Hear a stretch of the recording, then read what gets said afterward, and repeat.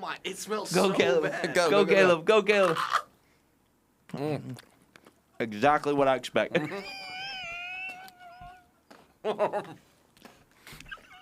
don't like it. Exactly what I. Hey, what's up, everybody? I'm Caleb. You're watching the Palmetto Point Podcast Network. Today, I'm joined by the Bishop Podcast Network, son. That's big time. and our associate pastor, my oversight, Pastor Tony Basher.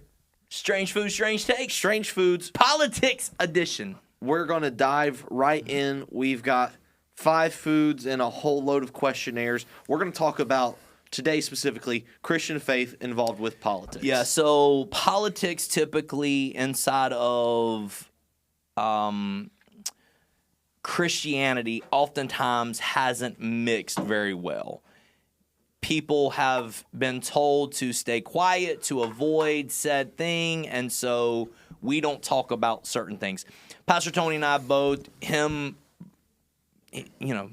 I'll say this is probably your maybe top or highest priority inside of politics. You are huge, like in the abortion conversation, and so yeah, politics is something we don't talk about a lot, especially from the platform on a Sunday morning service, but also something that we're very involved in. Tony, at one point, even thought about running for his local South Carolina Senate race inside of your area. Never know. Still may do it. Still may do it. Never know.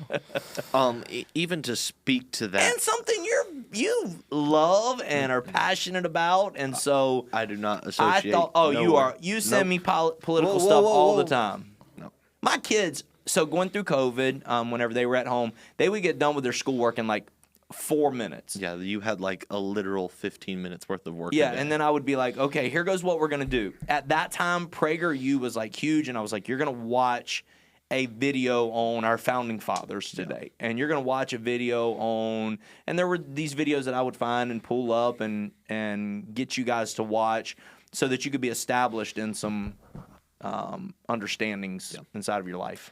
I think question number 1 today that I want to dive in on is right now Israel, right? No, It's gotta be I'm not question number saying 1. nothing about that. What do you? Why?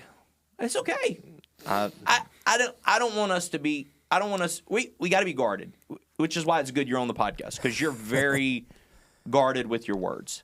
But having conversations about Israel, Palestine, God's favor upon Israel, to me, this is not a hard conversation at all. Yeah. You can absolutely look at a country, or we'll call it a regime, however you want to say it. We can look at them and say, you should be held accountable for the things that you're doing, but also God's favor is upon you in a special way. It can be both. 100%. I look throughout Israel's history, throughout the Old Testament. I mean, they were up and down all over the place, and so they don't get a free pass for doing things that may be unethical. Correct. And I think that's where maybe there's been some misalignment inside of the church world, where people are trying to give them a free pass. They don't get a free pass. Right. Yeah. They should be held accountable like everyone else. But also they are a special people to the Lord. Yeah, biblically. I mean, it's hard to argue things that are in black and white, especially when you're people of faith. Yeah. The black and white being the Bible. Yeah. It's hard to argue against that. And Yeah, because people will say, well, God blesses those who bless Israel. People will take that scripture and they'll say, does that mean the government of Israel? They use this in a political stance of America should be sending billions of dollars over to Israel or whatever it is. Yeah. Does that mean we should support the government of Israel? And I would say yes and no. Yeah, maybe. I mean, what are the policies enacted? Who are the people in power? That could shift in a day. Correct. But we support the people, the nation of Israel, as God's chosen people. Yeah. I don't see that being conflicting sides there. Agree completely. Agree. So where does the conversation of this is one that I don't want to say I've had struggle answering, but something that has intrigued me. The war going on in the U.S. right now is abortion.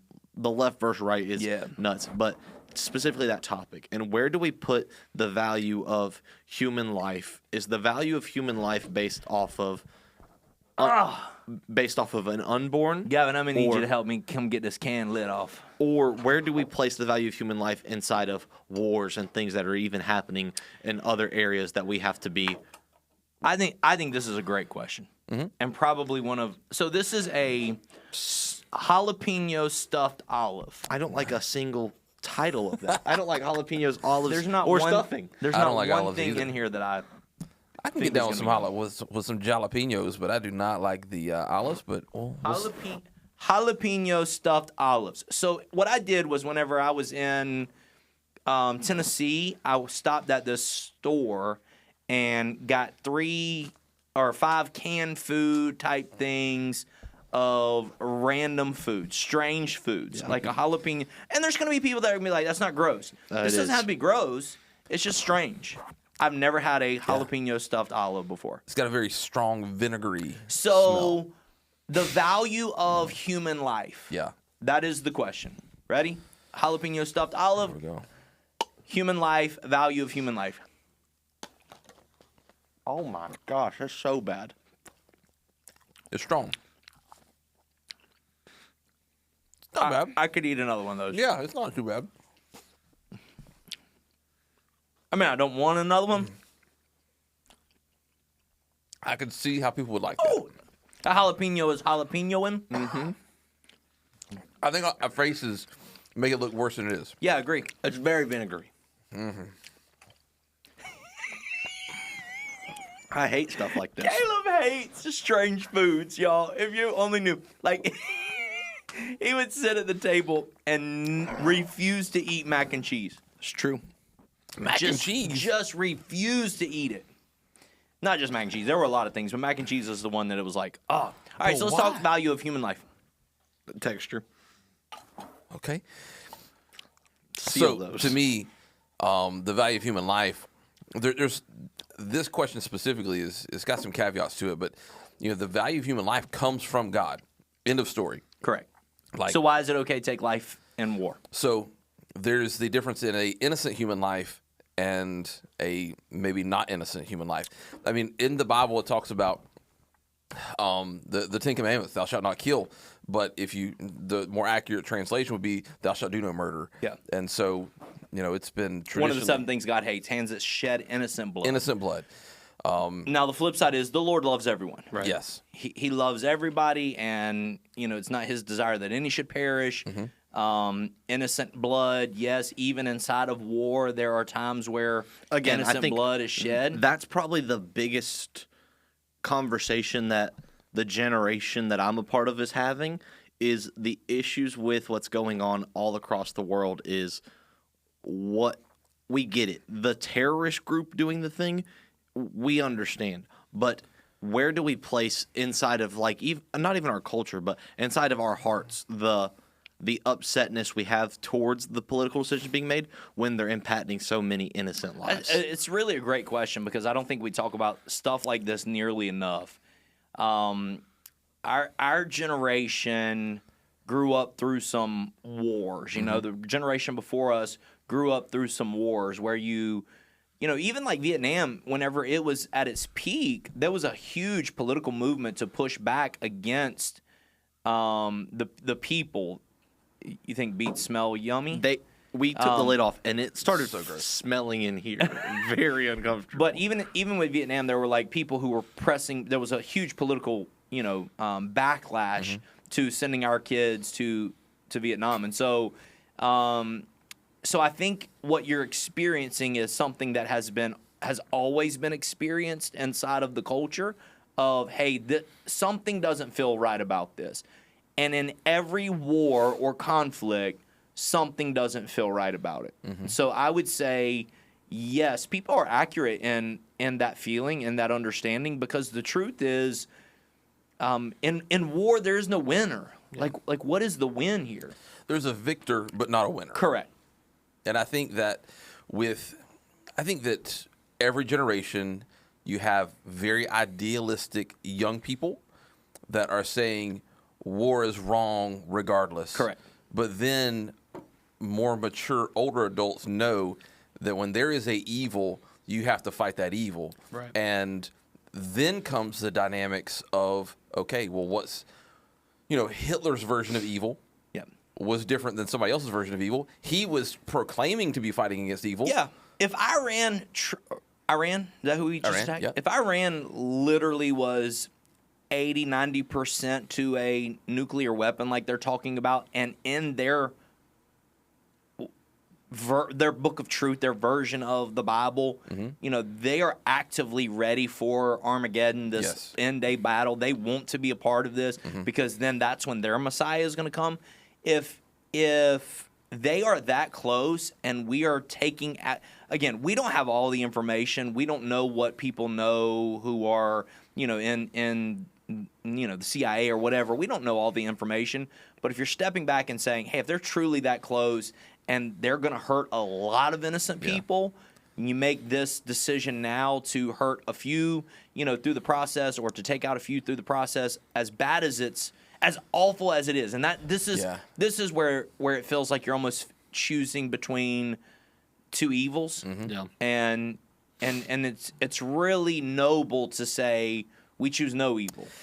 It's kind of like Truman in World War II, where faced with the understanding that intelligence was telling him, if you do a ground invasion into Japan, we're going to lose. We will lose hundreds and hundreds of thousands of American lives, or you drop these 2 nuclear weapons, you kill a city full of innocent civilians. Yeah. There's not a good solution to that. But if that's the only way to save hundreds and hundreds of thousands of American lives, that's the decision, right or wrong, that he made. Had to make, right. And there's no good solution there. It's so I feel for people in that decision-making room, because there's no winner.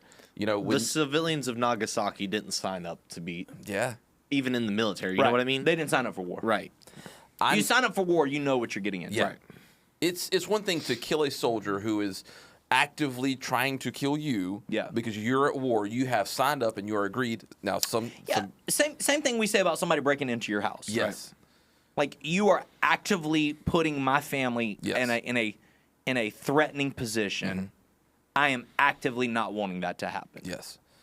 So, war is a tricky subject with a lot of facets that are, just so complicated. And it's easy to just paint with a broad brush and throw stones at people. Because listen, I can't imagine that the president, him going into Iran, spending billions and billions of dollars in missiles that are being dropped. I can't imagine that anybody would look at him and say, oh yeah, that's going to help you win the next election. Correct. In fact, you're risking, not that he would win the next election, but your party, he's risking that. So to me, I hope that there was enough compelling evidence for him to risk that and all the things that are at risk. Oh, that's a big one. No! That's Caleb's right there. Yes. The people loved it, Caleb. You want to? You can get These are hot asparagus. Hot asparagus. Okay, just for the viewers, that does not smell good. I'm a fan of asparagus. I like I'm asparagus. taking a good bite. No, Caleb, you got to eat the whole asparagus. I got a thick one. I got 2 over here. What else? What other kind of conversations you have? So obviously there's abortion. Obviously there's Israel. Obviously there's war. Okay, and this might be such a hot take, and we might have probably pulled up the hot take things. What do you say to people who, for lack of a better term, He's already dove in. Lack of a better term. idolize political parties, political figures in a way that both sides do? That's delicious. Let me just say before we answer that, I can get down with that. I can get down with that. Now this is a stupid comment that I'm about to make. It's hot pickled asparagus, but it truly tastes like a pickle and asparagus. Oh. So bad. That was not bad. That was not bad at all. Delicious. Poor Caleb. Yeah, it's crazy how people idolize the parties. Reagan's gonna love this so much. She's not gonna love tonight. Caleb's gonna be in the restroom for a while. But we do idolize political parties, and we I don't even know that in today's culture we idolize political parties as much as we idolize political figures. I think figures has become way more of a thing. even the opposite. Is it idolizing political figures or hating other political figures? 1,000%. Which one is even stronger right now? 1,000%. Listen, there's this dude running for mayor in L.A. Do you know this guy? He used to be a reality TV star. His house burnt down in all the fires. Spencer Pratt. Spencer Pratt. He is running for mayor of L.A. right now.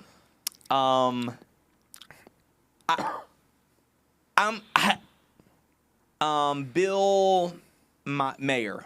How do you say his name? Bill Meyer. Meyer. What is it? Meyer. The comedian? That does like political show now. Maher. Bill Maher. Bill Maher. Okay, Bill Maher.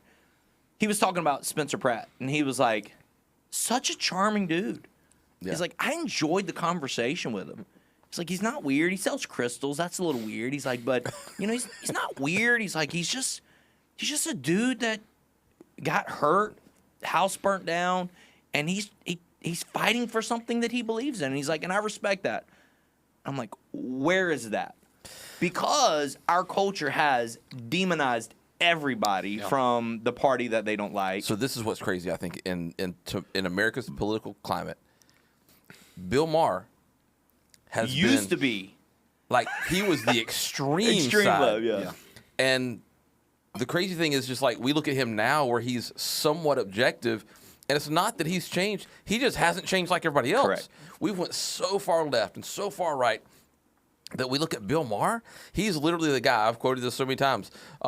Speaking of abortion, one of my things on the left side of this, the pro-abortion people, he said, yeah, the people on the right say it's murder. He said, it's just the type of murder I'm okay with.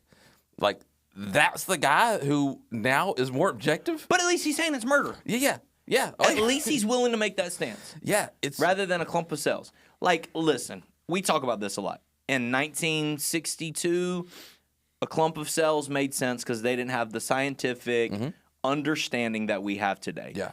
Anybody who does any sort of like research at all, you can find that it's at what form in its growth, it stops becoming just a clump of cells. I mean, when you have a heartbeat, when you have brain waves, when you have we can literally take the image. We can take a video of the baby in the womb sucking its thumb. We know that brain activity develops at 6 to 8 weeks. Yes. Yeah. So you can't tell me an objective person. Literally. Brain waves, heartbeat, all that sort of stuff. Like, obviously, we're anti-abortion because the conversation then goes, what about war? What about, somebody entering your home? All those sorts of things. We get that. But there's people who will literally fight against political figures sheerly and hate them and demonize them sheerly because of certain stances that they make. But the flip side is, like, again, I don't want either side to feel I'm an equal opportunity offender. 100%. Like, there are people... President Trump could come out right now and be like, hey, listen, we're going to, whatever. I wish I had a cool Trump impersonation. We're going to do something that is so contrary to the Christian faith. And I think Christians would just be like, yeah, that's a good decision. Yeah. We have... Not all Christians. There would be some. The people that are very pro-Trump that don't have we don't cognitively think about each decision. We just trust people. Yeah, you can't do that and be reasonable. Can't. You can't just jump on board with every decision. Lord knows. I mean, I have said so many times on both sides of the aisle of when Biden was in office, okay, this decision I did not like. Trump has been in office twice now, and I did not like this decision or that decision. I love this decision. To me, a person's character and their decisions will define who they are. Now, with that said, do you favor a political figure's position more or their character more? So for me, what Good affects question. me, what Good affects question. me and this country more than somebody being a bozo and having poor character is the decisions not they opening make. that one. See, this one right here, the garlic, I think this is going to be the worst one. Oh my! Habanero garlic. Come on, old man. I got it. There you go. To me, it's really easy to say, oh, you got to have good character, but I'll just be honest with you. If you take a guy who, How do we eat an entire globe of that's going to be rough. That's going to be rough later on. My wife is not going to want to kiss me. She's going to love it. But Habanero garlic. if you tell Y'all me. are going to love this so much. It smells so bad right now. I'm excited about it. Just a whole clove of garlic. I thought this burnt your mouth when you eat these. So I know people are going to disagree with me, but if you give me a president who has a poor character but is going to make the best decisions for this country, even good, godly decisions, Okay. then his character and he's going to be judged for that when he meets Jesus. So let's look at. I'm sure there are so many examples of this in Scripture that are going to get torn apart. But here goes a couple of them, where the Pharaoh that Joseph served under. Yeah. I don't know that we know his character very well, but he was a Pharaoh, so we can pretty much guess or imagine. Mm-hmm. But yet, God used Joseph in that season to save his people because of decisions that Pharaoh made. Yes. So, again, that's like one, and again, that I'm sure can be torn all to shreds. If you look throughout history and look at any political ruler, emperor, whatever, what has stood the test of time. Now, if he did some no cutting it, no mashing it, smash you it. just gotta bite just into eat that thing. It's a clove of garlic, All right, here we go. bro. All right, Here we go. pause the conversation for some. Oh my That gosh, stinks. that smells so bad. You're actually gonna love that one. That's not bad. I could eat another one. The garlic just hit me there. Oh, I really thought that was gonna be the worst. I think that's the best one we've had. the spicy egg, quail egg, is the one that I'm most nervous of. Yes, that's nasty. Now, I will say this. A person's bad character can cause them to make bad decisions. And those bad decisions will Correct. resonate throughout history. Correct. But what was the character of, Lord knows, just pick your person. Darius for Daniel. Yeah. I I don't know. but God raised up Daniel and those 3 Hebrew boys in the midst of that. I believe that God can How do we sell use two more? people, regardless of who they are, and their character and the decisions they make. He'll meet with them face to face one day about that. But if he uses them to make good decisions that give a better outcome for this nation, Let me ask what I think is strange in today's culture. You're in the middle of this, your generation. It's strange to me how angry each side is with each other. Mm-hmm.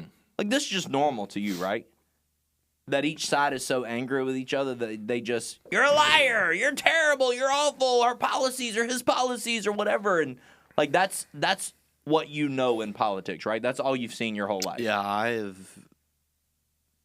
have seen quite frequently, even inside of like workplaces before I worked here, where my political stances had people mad at me for no reason outside of just my political stance on things. But even the political, the actual like people that are running for governors or running for president or running, there's the clip that went viral the other, probably around election season most recently, where it was the 2 presidential candidates shaking hands and telling each other like the good luck or the hey man, how have you been, compared to what now is this person's this person's that.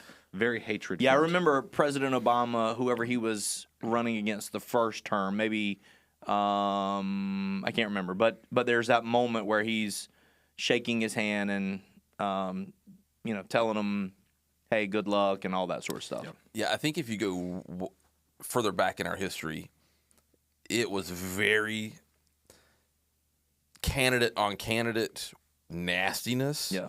But then we settled out once America kind of got it more established. We settled out in more of a centrist mindset, and there weren't the disparity between the 2 parties, or at the time 4, 5, 6 parties. And I think maybe that was a big part too. Is you had 8 parties, 7 parties, 6 parties, 4 parties, and then I think when it whittles down to 2, you have then defined division. Yeah. And so Do you think we're going to go back to more multiple parties again? it's going to be hard. It's going to be hard. I wish we would. That would give somebody said no. a stance. I don't like libertarians. Like, we have a buddy of ours that's very. Yeah. But when you're libertarian, you go mentally. You have to make the decision of my vote means nothing if I vote libertarian because it's always going to be a. I remember Ross Perot a made red a- versus blue thing. Yeah, Ross Perot made a strong push, and Well, did you ever hear why he did it? no, He had one purpose in mind. which was So I'm going to get some of the story wrong, so feel free to correct me in the comments. But Ross Perot was really a big advocate. I believe it was on the Vietnam MIA guys. And at the time, Do you smell President Bush Sr. was, I believe, the head of the CIA at the time. He was anyway, Ross Perot needed him to help with his cause. And he did not do it. And then when he became president, he said, I will make it my mission so that you are never reelected again. And maybe it was while he was president that this happened. Anyway, so Ross Perot, it's been documented that the only reason he ran, he wasn't trying to get elected. He poured millions of dollars of his own money into causing to separate enough votes from Bush to get Clinton elected. Wow. He wasn't pro-Clinton. He was just anti-Bush. It's so crazy. crazy. I've got a secondary hot take that plays kind of into this. Into beats? Huh? Into beats? I mean, I Or can- third party? I was going to say it kind of plays into this conversation of divide and division. And this is a hot take that I think I could be swayed either way, but I have a stance on it. And it is, I do not think that the Ten Commandments should be on display inside of a public school, mandatory inside of every public school classroom. I don't think it. Regardless of what Christianity and Judeo-Christian religion did, I think you open a can of worms of saying, we can also display this, this, and that compared to what it does. Interesting. Hot take. Let's eat a beat. Oh, boy. Exactly what I expected. Eat it. The whole thing, Caleb. It's like a big. Exactly what I expected. Dirt. I got a little bit of sweetness Caleb, to go. it. It's a sweet pickle. Caleb, I'm not I going mean, to lie. a sweet beet. I didn't like it, but it wasn't that bad. It has some sweetness to it that I was not Right. expecting. It's a sweet beet. Rachel, I don't know why you like them.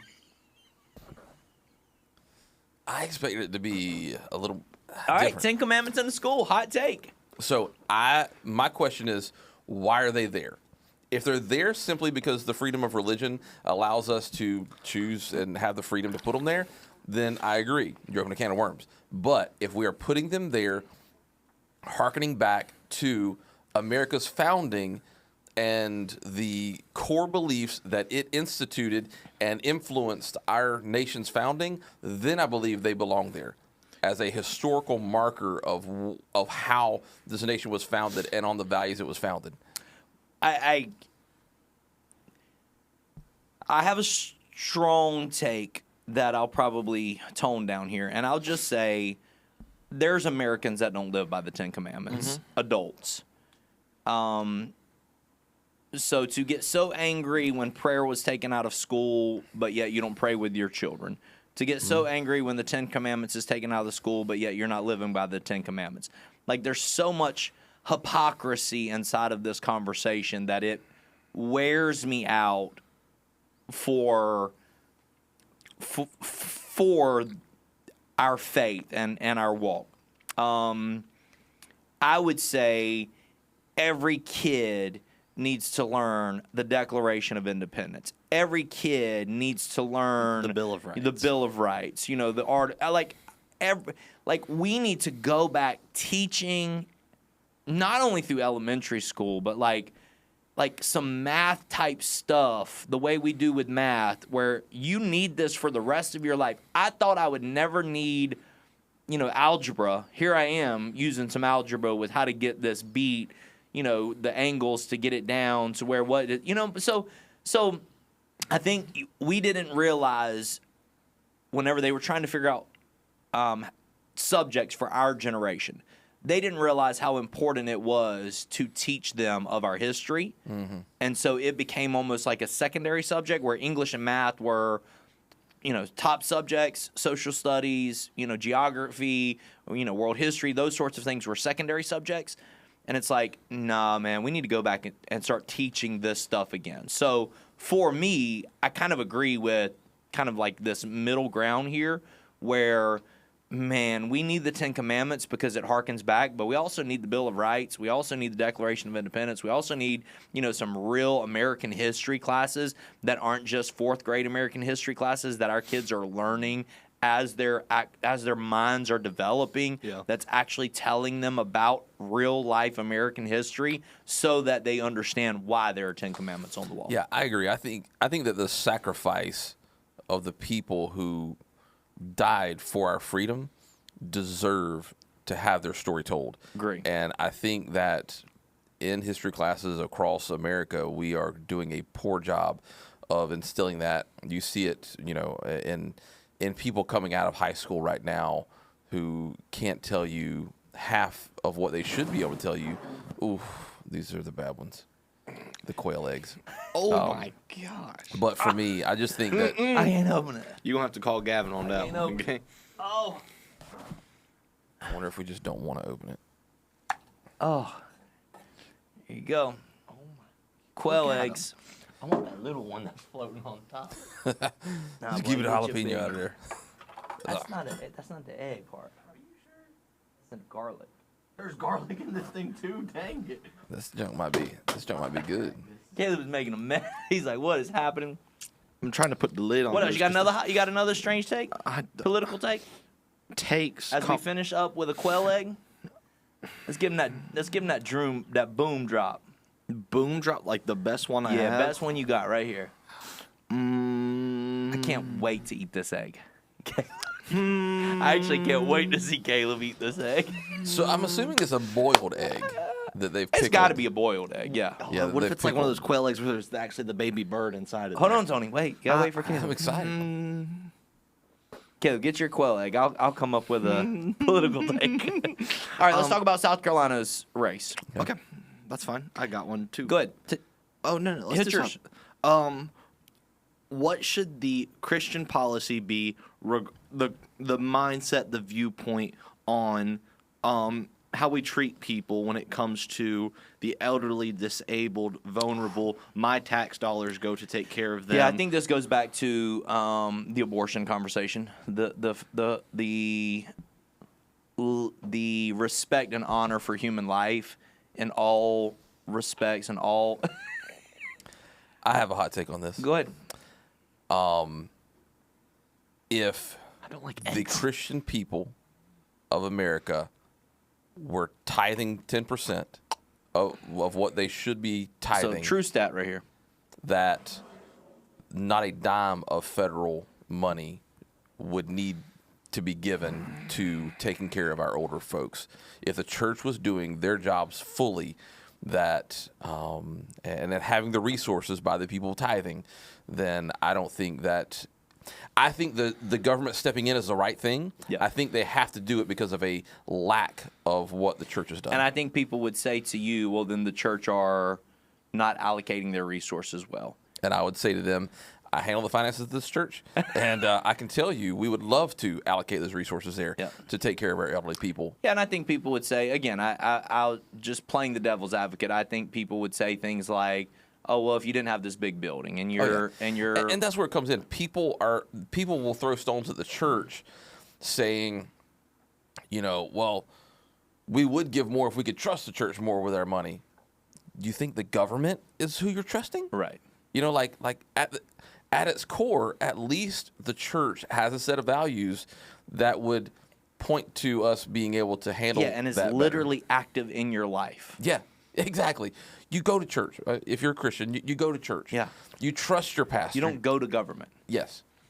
It's money being taken from you instead of you voluntarily giving it. And so, it's an unfortunate necessary evil. My first time Not eating a evil. quail egg. Let's hear it. Ready, go? And what Come about on. Wait, let's talk about South Carolina's electoral race? electoral race. Going into Grab that egg. Grab that egg. Here we go. I'm going to smell it. Ready? 3, 2, 1. Go, Caleb. Oh my! It smells Go, so Caleb. bad. Go, Caleb. Go, Caleb. Exactly what I expected. I don't like it. Exactly what I expected.